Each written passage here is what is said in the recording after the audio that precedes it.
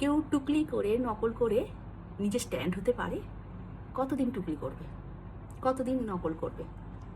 Hello, সবাই কেমন আছো তোমরা? আবার চলে এলাম তোমাদের সাথে নতুন কিছু কথা ডিসকাস করতে। কারণ এই কথাগুলো আমার মনে হয় তোমাদেরকে জানানো উচিত। কারণ আমি মনে করি সব কিছুতে ক্লিয়ার থাকা ভালো।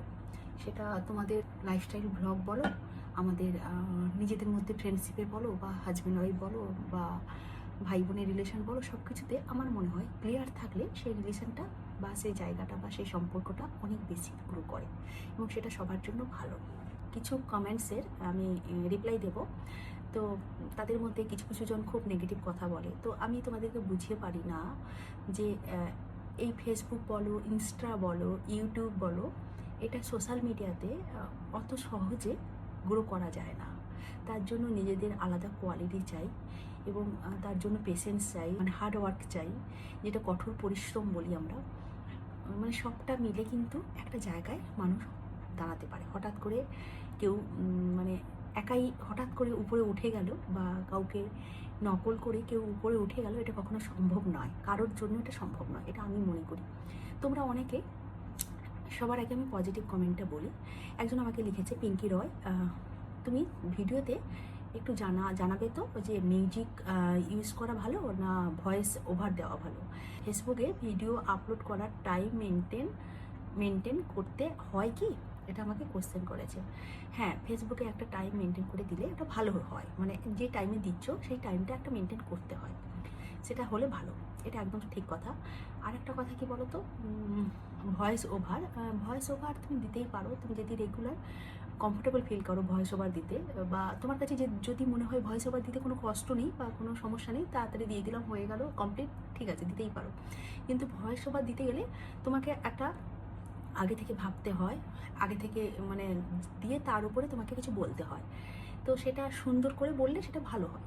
আর আমরা যে মোবাইল ধরে কথা বলি, সেটাতে কি হয়, একটা মোবাইল অন করলাম, বললাম, দিয়ে দিলাম, এটা হচ্ছে তোমাদের মানে এটা হচ্ছে সব থেকে সুবিধে। কিন্তু ভয়েস ওভার দিতে গেলে যথেষ্ট পরিশ্রম লাগে। মানে কোনো কী বলো তো, ভয়েস ওভার দিলে তখন না কানে খুব মানে কথাগুলো লাগে, ওয়ার্ডগুলো কানে খুব লাগে। এটা আমি নিজস্ব মানে এক্সপিরিয়েন্স থেকে বলছি। মানে হয়তো যে কথাগুলো আমরা নর্মালি বলি সেগুলো হয়তো বোঝা যায় না, যে নর্মালি সবার সাথে যখন কথা বলি তখন সেটা মানে অতটা প্রবলেমেটিক বা অতটা মানে ওয়ার্ডের যে সমস্যা সেটা মানে বোঝা যায় না। যখনই তুমি ভয়েস ওভার দিতে গেলে হঠাৎ করে কানে লেগে গেল। তো এটাই, তুমি যদি কমফোর্টেবল ফিল করো যে ভয়েস ওভার দিতে, যে তোমার কোনো সমস্যা নেই, তুমি তাড়াতাড়ি দিতে পারো, তুমি স্মার্টলি কথাগুলো ক্যারি করতে পারো, তো তুমি দিতেই পারো। কিন্তু এখানে একটা কথা আছে, কি বলো তো, আমার মনে হয় তুমি যদি মনিটাইজেশন না পেয়েছো, হয়তো 10,000 ফলোয়ার হয়নি, মানে তুমি ফেসবুক থেকে মনিটাইজেশন পাওনি এখনও অবধি, সেখানে আমার মনে হয় তুমি ভয়েস ওভার না দিয়ে ছোট একটা ভিডিও বানাও, সেখানে সুন্দর করে ছোট ছোট ক্লিপ নিয়ে গান দিতে পারো, সেটা আরও শুনতে ভালো লাগে, দেখতে ভালো লাগে, এবং অনেক টাচি লাগে জিনিসটা। তো সেটা তুমি করতেই পারো। আর যদি তোমার মনিটাইজেশন হয়ে যায়, তাহলে তুমি ভয়েস ওভারই দাও, কারণ ফেসবুকে কপিরাইট পড়ে যায়। কারণ তুমি যতই মিউজিক নাও, সেটা ফেসবুক থেকে নিজের কিছু, মানে তোমার নিজস্ব কিছু নয়, সেটা হচ্ছে লোকের কাছ থেকে গান নিয়ে তুমি সেই গানটা দিয়েছো। এর জন্য আমার মনে হয় তোমার নিজস্ব বলতে গেলে সেখানে তুমি নাচ করো, সেটা যদি তুমি গান করে করতে পারো সেটা আরও বেটার হয়, কিন্তু আমরা তো করতে পারি না। সেরকম যে কোনো ভিডিও বানাও, সেটা তোমার নিজের ভয়েসে বানাও, নিজের ফেস দেখাও, নিজের রান্না দেখাও, নিজের লাইফস্টাইল ভ্লগ দেখাও, যাই দেখাও সেটা টোটালি নিজের। তো তার উপরে ভিউজ যদি তোমার খুব ভালো হয়, তাহলে তুমি আর্নিং করতে পারবে। যে কমেন্টসটা এসেছিলো পিঙ্কি রয়, এটা আমি ক্লিয়ার করে দিলাম। আচ্ছা, যেটা মোদ্দা বিষয় আমি যেটা বলতে চাইছি তোমাদেরকে, তোমরা শোনো এবারে। আমার আসল বিষয় হচ্ছে, তোমরা যে আমাকে সবসময় বলছো দিদি তুমি কারো কাছ থেকে কপি করছো, পেস্ট করে দিচ্ছ। আচ্ছা তোমরা বলো তো, জার মানে ধরো চায়ের জার, চায়ের কেটল, বা কোনো জিনিসপত্র রাখার জিনিস বলো, বা কোনো টেবিল চেয়ার, জামা কাপড়, যাই বলো না কেন, আমরা কি করি, লোকেরটা দেখে কিনি। এত কমেন্ট করো দিদি কপি করে পেস্ট করে দিচ্ছ, কারো কাছ থেকে কপি। আচ্ছা তোমরা বলো, আমরা যে জামা পরি, আমরা যে শাড়ি পরি, আমরা যে অর্নামেন্টসগুলো পরি বা জুয়েলারিগুলো পরি, তোমরা বলো কেন তাহলে দিদি এত লিঙ্ক দাও, আমরাও কিনবো? তোমরা তো নাও নিতে পারতে, তাই না? তো তোমাদের যেটা ভালো লাগে, মানে আমাদের থেকে যেটা তোমাদের ভালো লাগে, সেটা তোমরা নাও, কেন? সেটা আমাদেরও ভালো লাগে যে আমাদের জিনিসগুলোকে একজনের ভালো লাগছে, তারা অর্ডার করছে, এটা আমাদেরও ভালো লাগে, তাই না? তো সেখানে তোমাদের কপি লাগছে না? আমাদের জিনিসগুলো পড়ছো, তখন তোমাদের মনে হয় না যে এটা কপি করা হচ্ছে? তোমরা বলো, মনে হয় না? তো একদমই না। কারণ আমি একটা জামা পরবো, আমি একটা শাড়ি পরবো, সেই শাড়িটা অন্য আরেকজন পরবে, সে পরবে তার নিজস্ব স্টাইলে, সে ক্যারি করবে তার নিজস্ব রুচিতে, সে যেরকমভাবে নিজেকে সাজাতে চায় বা আমি যেভাবে সাজাতে চাই। তো আমি তোমারটাকে নিতে পারবো না বা তুমি আমারটাকে নিতে পারবে না। তুমি হয়তো আমার ড্রেসটাকে নিলে, ঠিক আছে? যেরকম আমি কারোর জিনিস কিনছি, কোনো জুয়েলারি কিনছি, কোনো চায়ের কাপ কিনছি, কোনো প্লেট কিনছি, সেটা আমার ভালো লাগছে, কিন্তু প্লেটে আমি কি করে সাজাবো সেটা তো আমার নিজস্বতা, সেটা তো আমি কারোর কাছ থেকে ধার করে নিতে পারবো না, তাই না? সেটা প্রত্যেকটা মানুষের নিজস্ব আলাদা আলাদা আইডেন্টিটি আছে, এটা তোমাদেরকে জানানো উচিত বলে মনে করলাম আমি। দেখো, আমার স্টাইল আমার কাছে, অগ্নিমিত্রার স্টাইল অগ্নিমিত্রার মতো, বর্ণালীর স্টাইল বর্ণালীর মতো। প্রত্যেকটা মানুষ কিন্তু আলাদা। আমরা 3 বন্ধু খুব ভালো, আমরা খুব প্রত্যেকটা বন্ধু আমরা প্রত্যেকজনকে খুব ভালোবাসি এবং সাপোর্ট করি। তো সেখানে প্রত্যেকের রুচি আলাদা, আমার রুচি আলাদা, অগ্নিমিত্রার রুচি আলাদা, বর্ণালীর রুচি আলাদা। তা বাদে আমার যে আরও এখানকার অন্যান্য বন্ধু বান্ধব আছে, আমার অনুনিতা ফ্রেন্ড আছে, ভারতী আছে, দেবলীনা আছে, পল্লবী আছে, প্রত্যেকটা মানুষের আলাদা আলাদা রুচি। তারা তাদের নিজেদেরকে কীভাবে সাজাবে সেটা মানে ডিপেন্ড করে নিজেদের পার্সোনালিটির ওপরে। সেটা আমি বলে দিলেও হবে না বা সে করে দিলেও আসবে না।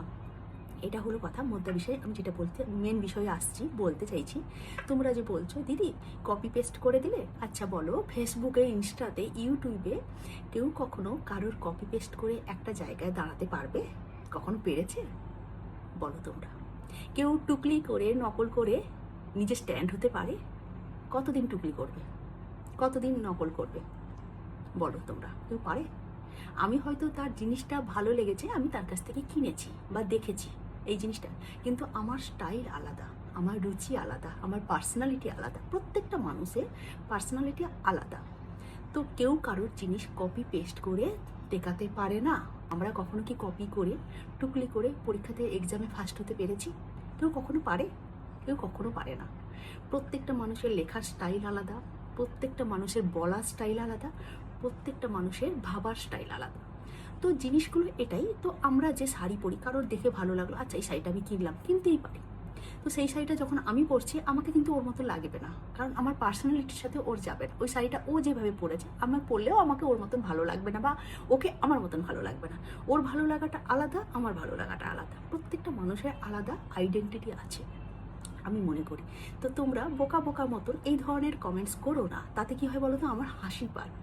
কারণ কেউ এখানে ফেসবুকে, ইনস্টাতে কপি পেস্ট করে দাঁড়াতে পারে না। নিজেদের আইডেন্টিটি তৈরি করতে হয়। সোশ্যাল মিডিয়াতে আমরা প্রত্যেকটা মানুষ নিজেদের আইডেন্টিটি না তৈরি করে কেউ কখনো দাঁড়াতে পারে না, এটা আমার মনে হয়। আজকে আমি এখানে মানে যতটুকু দাঁড়িয়েছি আমার নিজের আইডেন্টিটি দিয়ে, কখনো কপি পেস্ট করে আমি দাঁড়াতে পারবো না, তোমরাই দাঁড়াতে দেবে না। এটা আমার একদম নিজস্ব কথা। তোমাদেরকে ভাবছিলাম অনেক দিন ধরে বলবো, কিন্তু বলা হয়ে উঠছিল না। মাঝে মাঝে অনেক কথা মানে মাথায় আসে, কিন্তু সেটা বলা হয় না, মানে ভুলে যাই। তো এটাই হচ্ছে কথা। আজকে অনেক তোমাদের জ্ঞান দিয়ে দিলাম। তোমরা যদিও আমার এই কথাগুলো শুনতে খুব ভালোবাসো, আমি কমেন্ট সেকশানে গেলে বুঝতে পারি, ভীষণ ভালোবাসা পাই তোমাদের কাছ থেকে। তো চলো, আজকের ব্লগটা এখানেই, আবার দেখা হবে নেক্সট ব্লগে। টাটা।